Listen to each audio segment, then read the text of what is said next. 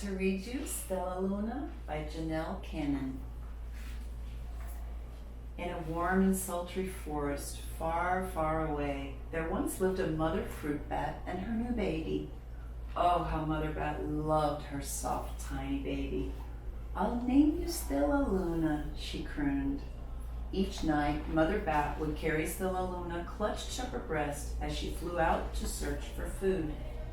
One night, as Mother Bat followed the heavy scent of ripe fruit, an owl spied her.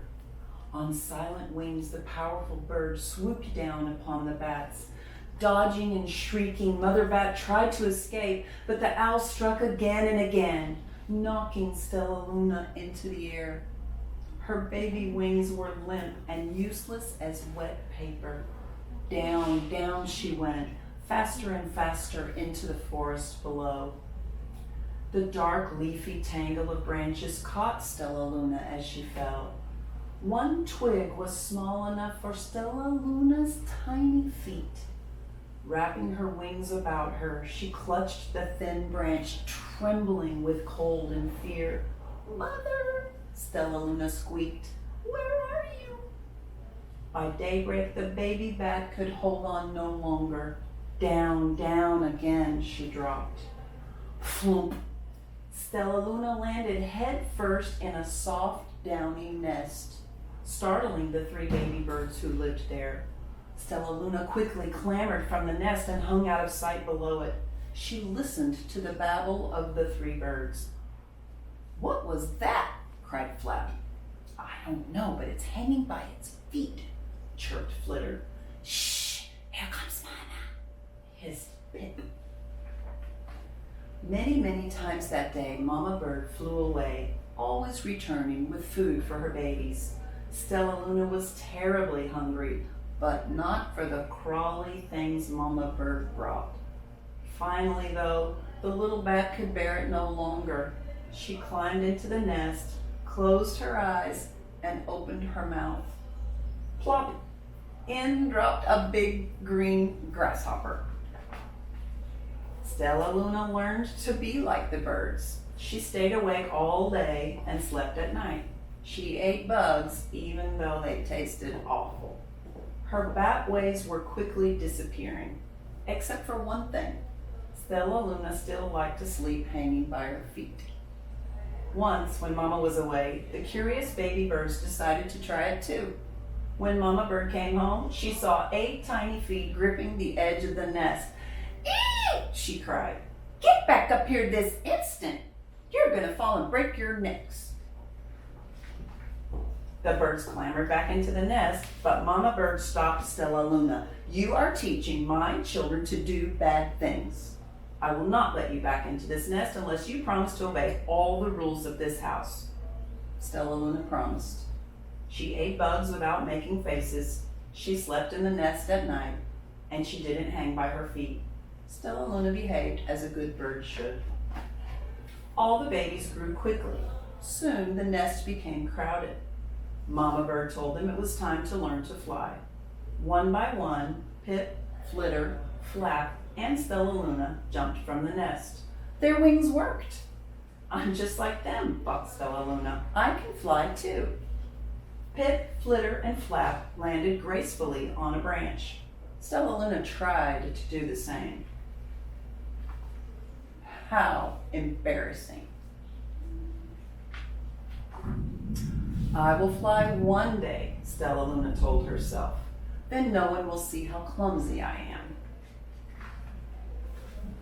The next day, Pip, Flitter, Flap, and Stellaluna went flying far from home. They flew for hours, exercising their new wings. "The sun is setting," warned Flitter. "We'd better go home or we'll get lost in the dark," said Flap. But Stellaluna had flown far ahead and was nowhere to be seen. The 3 anxious birds went home without her. All alone, Stellaluna flew and flew until her wings ached and she dropped into a tree. "I promised not to hang by my feet," Stellaluna sighed. So she hung by her thumbs and soon fell asleep. She didn't hear the soft sound of wings coming near. "Hey," a loud voice said, Why are you hanging upside down? Stellaluna's eyes opened wide. She saw a most peculiar face. I'm not upside down. You are. Ah, but you're a bat. Bats hang by their feet. You are hanging by your thumbs, so that makes you upside down, the creature said. I am a bat. I am hanging by my feet. That makes me right side up. Stellaluna was confused. Mama Bird told me I was upside down. She said I was wrong. Wrong for a bird, maybe, but not for a bat. More bats gathered around to see the strange young bat who behaved like a bird. Stellaluna told them her story. You ate bugs? Gasped one. You slept at night? Asked another. How very strange, they all murmured. Wait, let me look at this child. A bat pushed through the crowd. An owl attacked you? She asked. Sniffing Stellaluna's fur, she whispered, You are Stellaluna. You're my baby. You escaped the owl? Cried Stellaluna. You survived? Yes, said Mother Bat as she wrapped her wings around Stellaluna. Come with me and I'll show you where to find the most delicious fruit. You'll never have to eat another bug as long as you live. But it's nighttime, Stellaluna squeaked. We can't fly in the dark or we'll crash into trees. We're bats, said Mother Bat. We can see in darkness. Come with us. Stellaluna was afraid, but she let go of the tree and dropped into the deep blue sky. Stellaluna could see. She felt as though rays of light shone from her eyes. She was able to see everything in her path. Soon the bats found a mango tree, and Stellaluna ate as much of the fruit as she could hold. I'll never eat another bug as long as I live, cheered Stellaluna as she stuffed herself full. I must tell Pip, Flitter, and Flap. The next day, Stellaluna went to visit the birds.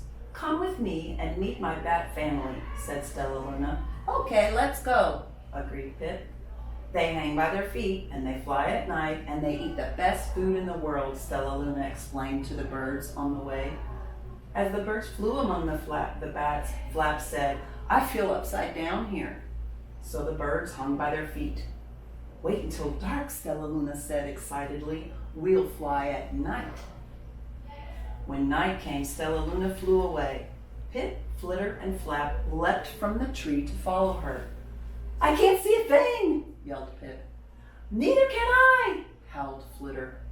Ah! Shrieked Flap. They're gonna crash, gasped Stellaluna. I must rescue them. Stellaluna swooped about, grabbing her friends in the air. She lifted them to a tree, and the birds grasped a branch. Stellaluna hung from the limb above them. We're safe, said Stellaluna. Then she sighed. I wish you could see in the dark, too. We wish you could land on your feet, Flitter replied. Pip and Flap nodded. They perched in silence for a long time. How can we be so different and feel so much alike, mused Flitter. And how can we feel so different and be so much alike, wondered Pip. I think this is quite a mystery, Flip chirped. I agree, said Stellaluna, but we're friends, and that's a fact. Thank you.